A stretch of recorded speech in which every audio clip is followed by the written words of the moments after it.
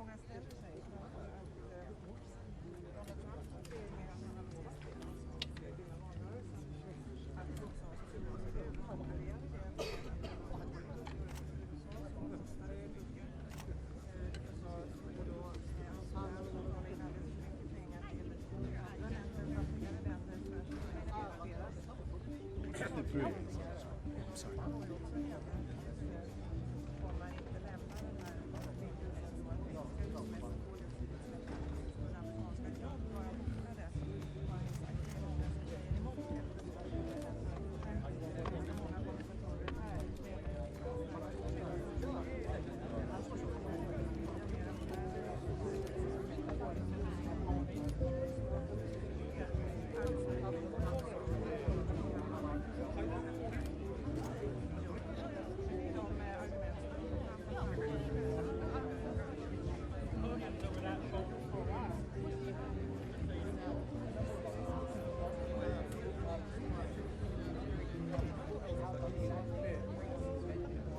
Hade ju...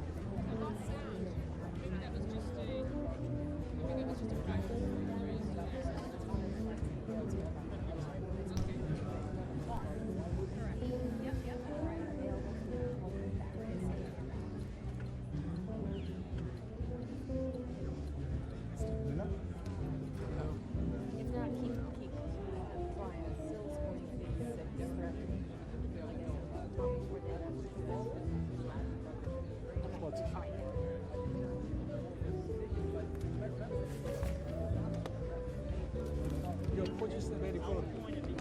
Yeah. Thank you so much. It's a rose award.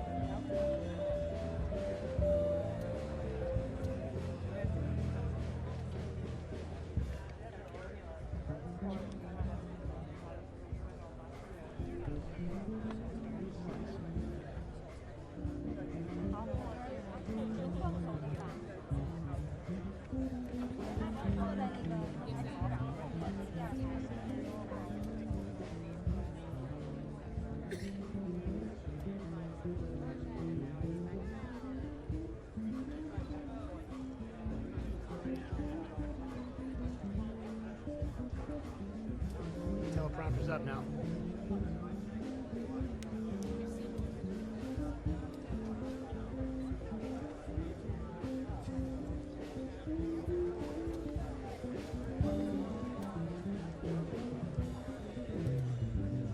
pardon. That's okay. Sorry. That's okay. Everything's okay? You should, next time you should bring another one camera to lens. Yeah, you are right. Like this, fresh.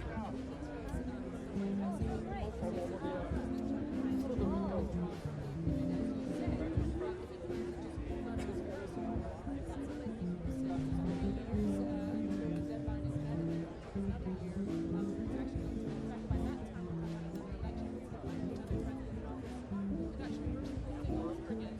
That's a big question.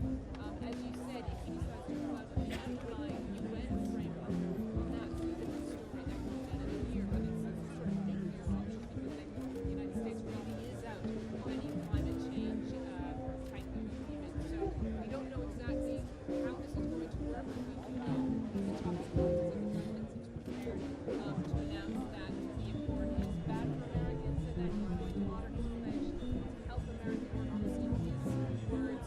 That means not being tied to the agreement. 开始白光头不知道看什么，不知道是哪一个。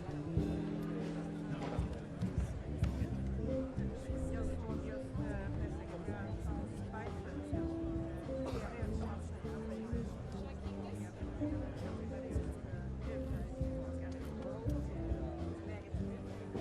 Det är en sak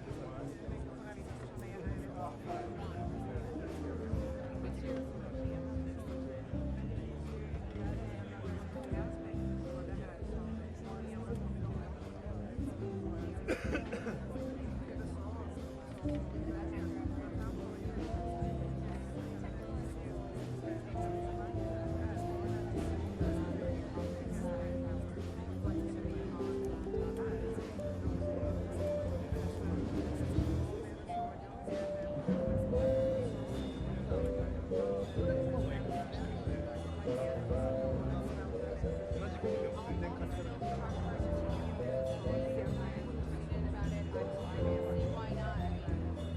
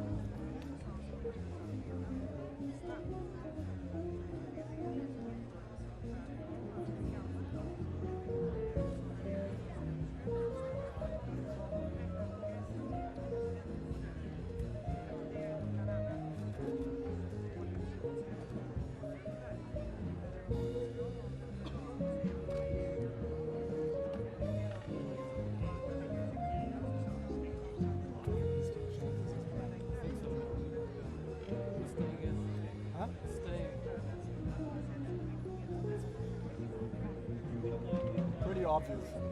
Pretty obvious. That's why I say it.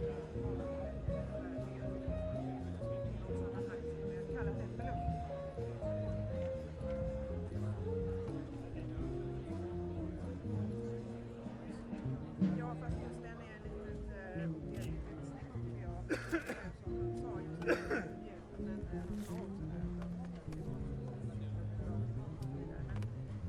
Var det en sak handling i det andra? Man kan ju se då att regelverket inte faktiskt ser ut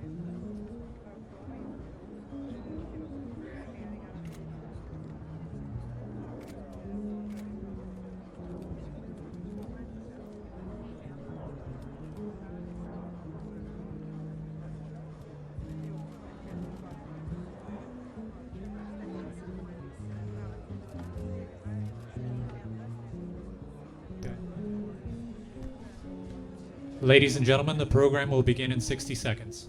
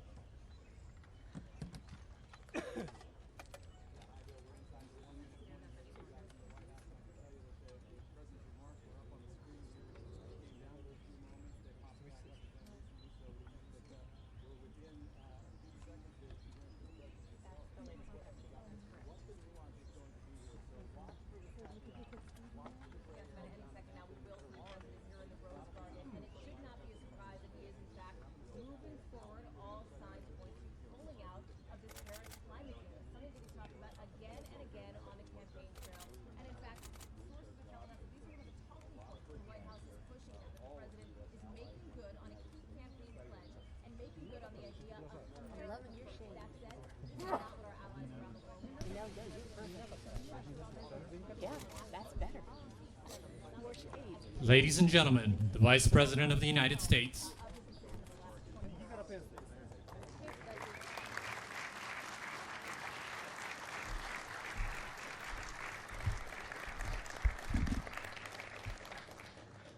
Good afternoon. Secretary Mnuchin, Secretary Ross, EPA Administrator Scott Pruitt, members of Congress, distinguished guests, on behalf of the First Family, welcome to the White House.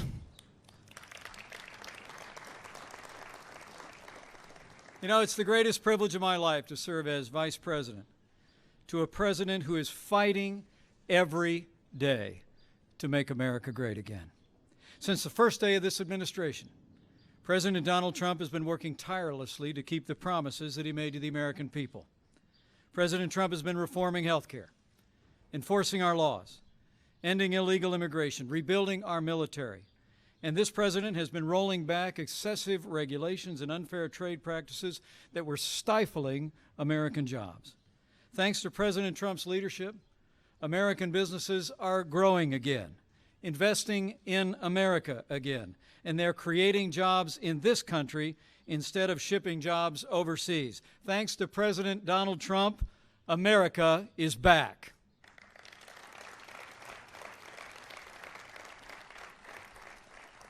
And just last week, we all witnessed the bold leadership of an American president on the world stage, putting America first. From the Middle East to Europe, as leader of the free world, President Trump reaffirmed historic alliances, forged new relationships, and called on the wider world to confront the threat of terrorism in new and renewed ways. And by the action the President will announce today, the American people and the wider world will see once again. Our President is choosing to put American jobs and American consumers first. Our President is choosing to put American energy and American industry first. And by his action today, President Donald Trump is choosing to put the forgotten men and women of America first. So with gratitude for his leadership and admiration for his unwavering commitment to the American people, it is now my high honor and distinct privilege to introduce to all of you the President of the United States of America, President Donald Trump.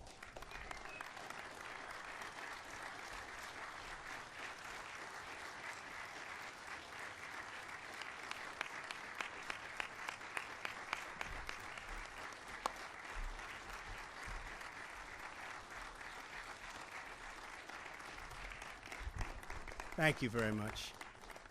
Thank you. I would like to begin by addressing the terrorist attack in Manila.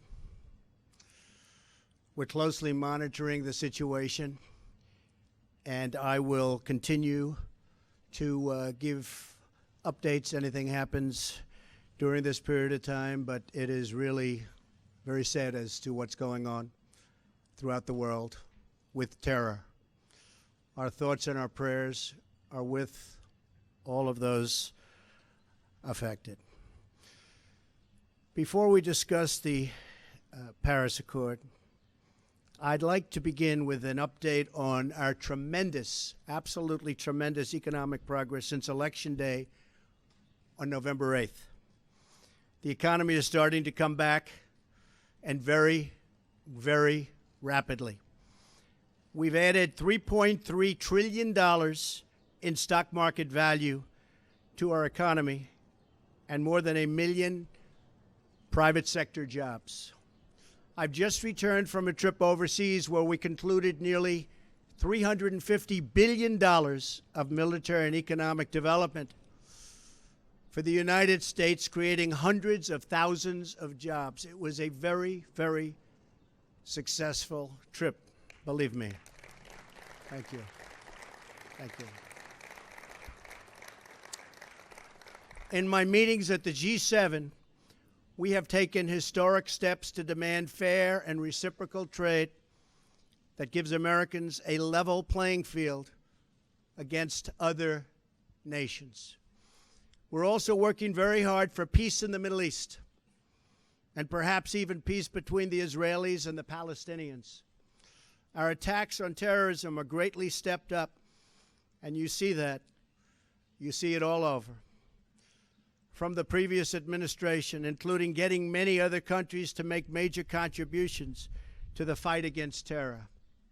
Big, big contributions are being made by countries that weren't doing so much in the form of contribution. One by one, we are keeping the promises I made to American people during my campaign for president, whether it's cutting job-killing regulations, appointing and confirming a tremendous Supreme Court justice, putting in place tough new ethics rules, achieving a record reduction in illegal immigration on our southern border, or bringing jobs, plants, and factories back into the United States at numbers which no one until this point thought even possible. And believe me, we've just begun. The fruits of our labor will be seen very shortly, even more so. On these issues and so many more, we're following through on our commitments, and I don't want anything to get in our way. I am fighting every day for the great people of this country. Therefore, in order to fulfill my solemn duty to protect America and its citizens, the United States will withdraw from the Paris Climate Accord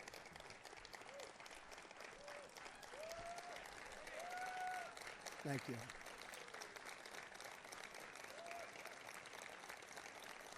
Thank you.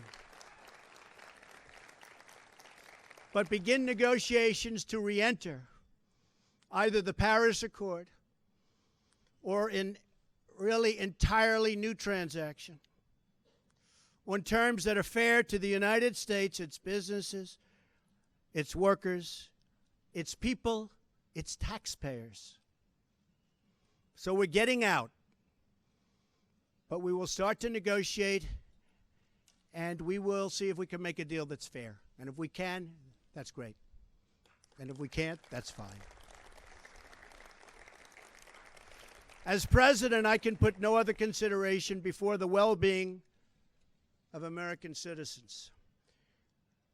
The Paris Climate Accord is simply the latest example of Washington entering into an agreement that disadvantages the United States to the exclusive benefit of other countries, leaving American workers, who I love, and taxpayers to absorb the cost in terms of lost jobs, lower wages, shuttered factories, and vastly diminished economic production. Thus, as of today, the United States will cease all implementation of the non-binding Paris Accord and the draconian financial and economic burdens the agreement imposes on our country. This includes ending the implementation of the nationally determined contribution and, very importantly, the Green Climate Fund, which is costing the United States a vast fortune. Compliance with the terms of the Paris Accord and the onerous energy restrictions that is placed on the United States could cost America as much as 2.7 million lost jobs by 2025, according to the National Economic Research Associates. This includes 440,000 fewer manufacturing jobs, not what we need. Believe me, this is not what we need. Including automobile jobs and the further decimation of vital American industries on which countless communities rely. They rely for so much, and we would be giving them so little. According to the same study, by 2040, compliance with the commitments put into place by the previous administration would cut production for the following sectors: paper, down 12%. Cement, down 23%. Iron and steel, down 38%. Coal, and I happen to love the coal miners, down 86%. Natural gas, down 31%. The cost to the economy at this time would be close to $3 trillion in lost GDP and 6.5 million industrial jobs, while households would have $7,000 less income, and in many cases, much worse than that. Not only does this deal subject our citizens to harsh economic restrictions, it fails to live up to our environmental ideals. As someone who cares deeply about the environment, which I do, I cannot in good conscience support a deal that punishes the United States, which is what it does. The world's leader in environmental protection, while imposing no meaningful obligations on the world's leading polluters. For example, under the agreement, China will be able to increase these emissions by a staggering number of years, 13. They can do whatever they want for 13 years, not us. India makes its participation contingent on receiving billions and billions and billions of dollars in foreign aid from developed countries. There are many other examples, but the bottom line is that the Paris Accord is very unfair at the highest level to the United States. Further, while the current agreement effectively blocks the development of clean coal in America, which it does, and the mines are starting to open up. We're having a big opening in 2 weeks. Pennsylvania, Ohio, West Virginia, so many places. A big opening of a brand new mine. It's unheard of. For many, many years, that hasn't happened. They asked me if I'd go. I'm going to try. China will be allowed to build hundreds of additional coal plants. So we can't build the plants, but they can, according to this agreement. India will be allowed to double its coal production by 2020. Think of it. India can double their coal production. We're supposed to get rid of ours. Even Europe is allowed to continue construction of coal plants. In short, the agreement doesn't eliminate coal jobs. It just transfers those jobs out of America and the United States and ships them to foreign countries. This agreement is less about the climate and more about other countries gaining a financial advantage over the United States. The rest of the world applauded when we signed the Paris Agreement. They went wild. They were so happy. For the simple reason that it put our country, the United States of America, which we all love, at a very, very big economic disadvantage.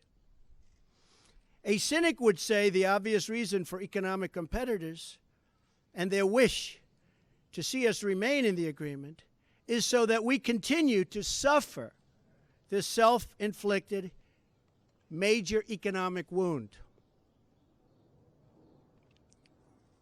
We would find it very hard to compete with other countries from other parts of the world.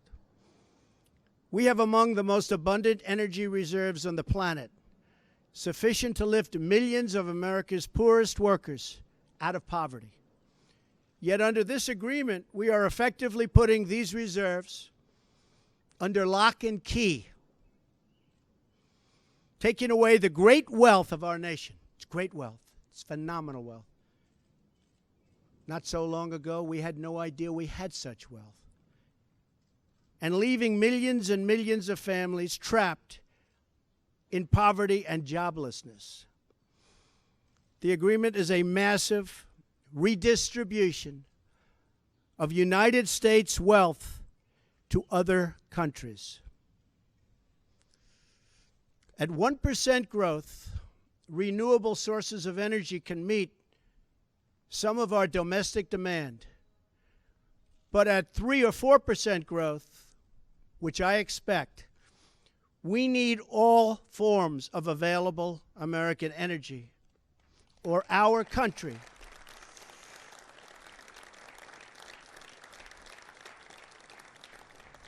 will be at grave risk of brownouts and blackouts. Our businesses will come to a halt in many cases, and the American family will suffer the consequences in the form of lost jobs and a very diminished quality of life.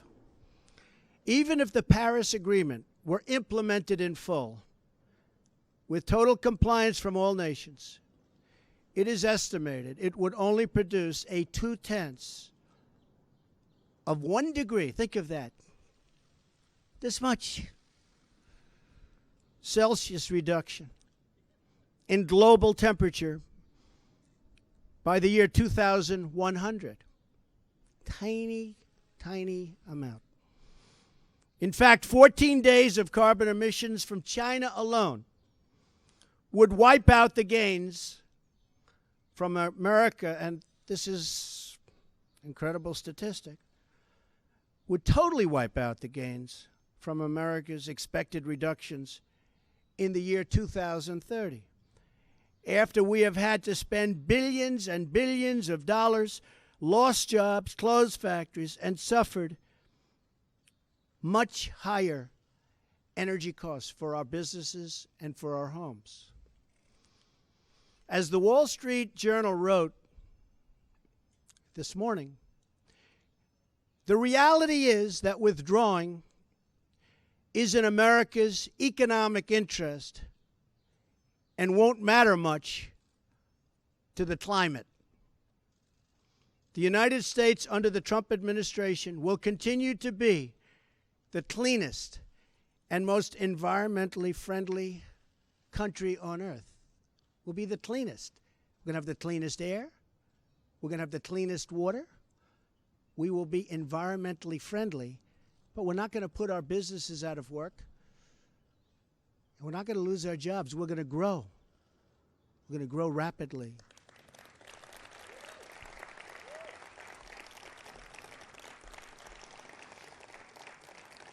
And I think you just read, it just came out minutes ago, the small business report.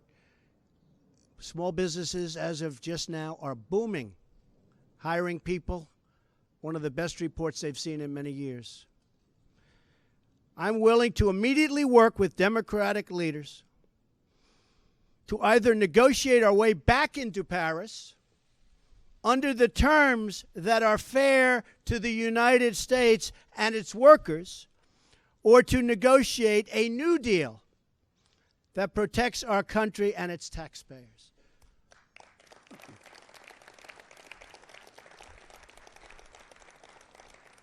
So if the obstructionists want to get together with me, let's make them non-obstructionists.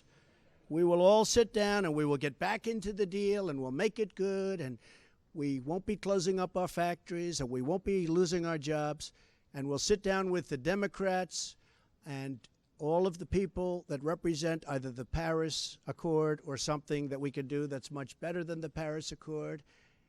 And I think the people of our country will be thrilled, and I think then the people of the world will be thrilled. But until we do that, we're out of the agreement. I will work to ensure that America remains the world's leader on environmental issues, but under a framework that is fair and where the burdens and responsibilities are equally shared among the many nations all around the world. No responsible leader can put the workers and the people of their country at this debilitating and tremendous disadvantage. The fact that the Paris deal hamstrings the United States while empowering some of the world's top polluting countries should dispel any doubt as to the real reason why foreign lobbyists wish to keep our magnificent country tied up and bound down by this agreement. It's to give their country an economic edge over the United States. That's not going to happen while I'm president. I'm sorry.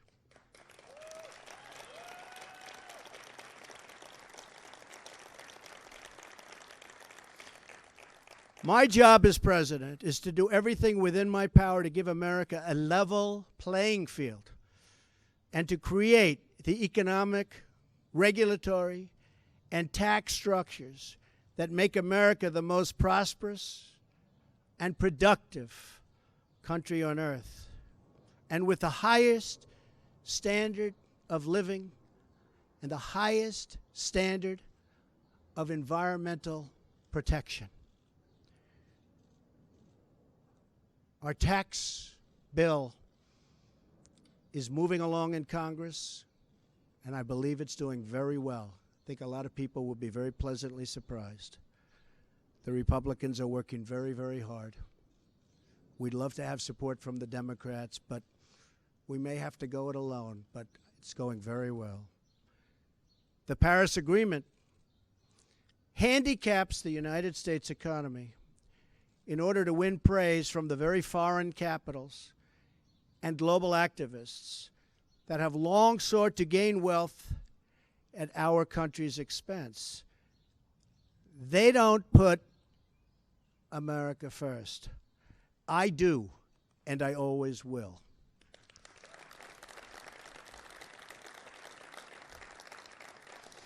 The same nations asking us to stay in the agreement are the countries that have collectively cost America trillions of dollars through tough trade practices and, in many cases, lax contributions to our critical military alliance. You see what's happening. It's pretty obvious to those that want to keep an open mind. At what point does America get demeaned? At what point do they start laughing at us as a country? We want fair treatment for its citizens, and we want fair treatment for our taxpayers. We don't want other leaders and other countries laughing at us anymore, and they won't be. They won't be. I was elected to represent the citizens of Pittsburgh, not Paris.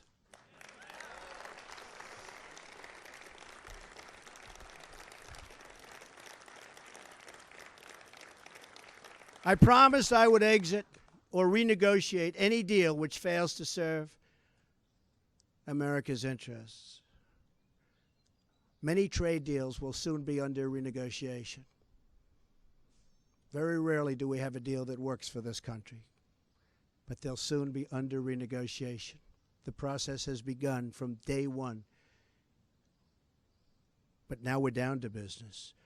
Beyond the severe energy restrictions inflicted by the Paris Accord, it includes yet another scheme to redistribute wealth out of the United States through the so-called Green Climate Fund, nice name, which calls for developed countries to send $100 billion to developing countries, all on top of America's existing and massive foreign aid payments.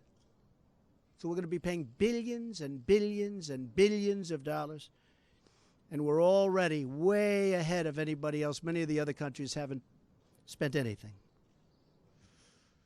and many of them will never pay one dime. The Green Fund would likely obligate the United States to commit potentially tens of billions of dollars, of which the United States has already handed over $1 billion. Nobody else is even close. Most of them haven't even paid anything, including funds raided out of America's budget for the war against terrorism. That's where they came. Believe me, they didn't come from me. They came just before I came into office. Not good. And not good the way they took the money. In 2015, the United Nations, departing top climate officials, reportedly described the $100 billion per year as peanuts, and stated that the $100 billion is the tail that wags the dog. In 2015, the Green Climate Fund's executive director reportedly stated that estimated funding needed would increase to $450 billion per year after 2020, and nobody even knows where the money is going to. Nobody's been able to say, where is it going to? Of course, the world's top polluters have no affirmative obligations under the Green Fund, which we terminate. America is $20 trillion in debt. Cash-strapped cities cannot hire enough police officers or fix vital infrastructure. Millions of our citizens are out of work, and yet, under the Paris Accord, billions of dollars that ought to be invested right here in America will be sent to the very countries that have taken our factories and our jobs away from us. So think of that. There are serious legal and constitutional issues as well. Foreign leaders in Europe, Asia, and across the world should not have more to say with respect to the U.S. economy than our own citizens and their elected representatives. Thus, our withdrawal from the agreement represents a reassertion of America's sovereignty.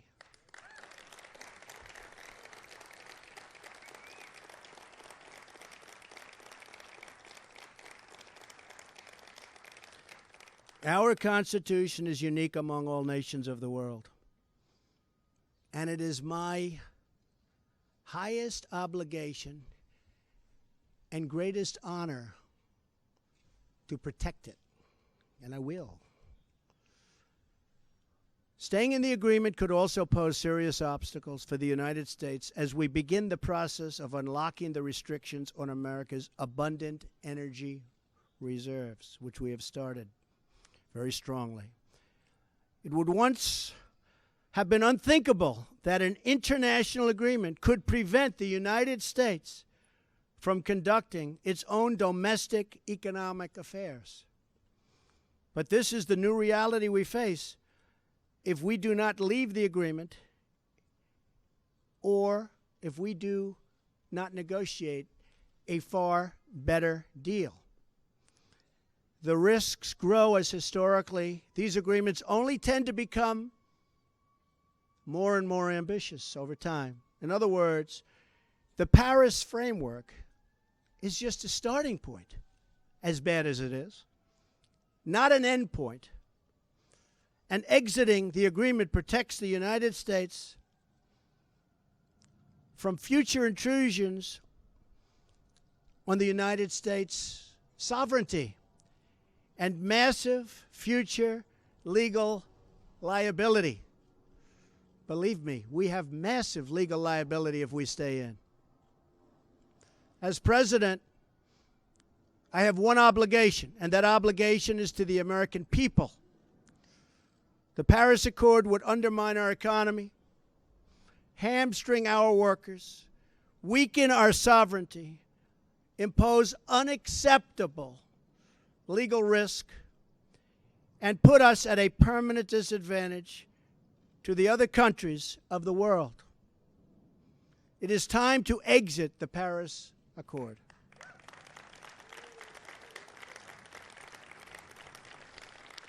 And time to pursue a new deal that protects the environment, our companies, our citizens, and our country.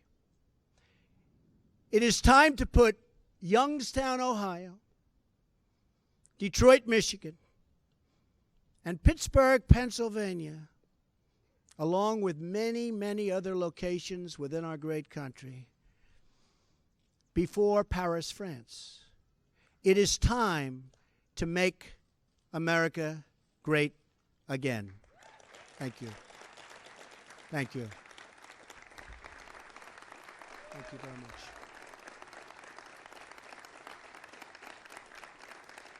Thank you. Thank you very much.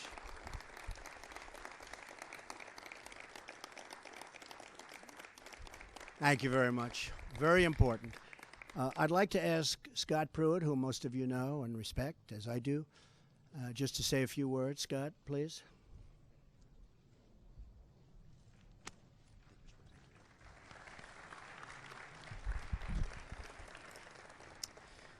Thank you, Mr. President. Your decision today to exit the Paris Accord reflects your unflinching commitment to put America first. And by exiting, you're fulfilling yet one more campaign promise to the American people. Please know that I'm thankful for your fortitude, your courage, and your steadfastness as you serve and lead our country. America finally has a leader who answers only to the people, not to the special interests who've had their way for way too long.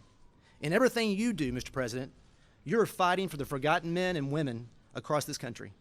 You're a champion for the hardworking citizens all across this land who just want a government that listens to them and represents their interest. You have promised to put America first in all that you do. And you've done that in any number of ways, from trade to national security to protecting our border to right-sizing Washington, D.C. And today you've put America first with regard to international agreements and the environment. This is an historic restoration of American economic independence, one that will benefit the working class, the working poor, and working people of all stripes. With this action, you have declared that the people are rulers of this country once again. And it should be noted that we as a nation do it better than anyone in the world in striking the balance between growing our economy, growing jobs, while also being a good steward of our environment. We owe no apologies to other nations for our environmental stewardship. After all, before the Paris Accord was ever signed, America had reduced its CO2 footprint to levels from the early 1990s. In fact, between the years 2000 and 2014, the United States reduced its carbon emissions by 18+%. And this was accomplished not through government mandate, but accomplished through innovation and technology of the American private sector. For that reason, Mr. President, you have corrected a view that was paramount in Paris, that somehow the United States should penalize its own economy, be apologetic, lead with our chin, while the rest of the world does little. Other nations talk a good game. We lead with action, not words.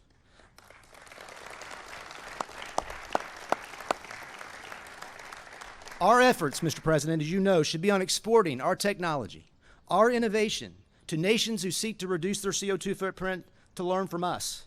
That should be our focus, versus agreeing to unachievable targets that harm our economy and the American people.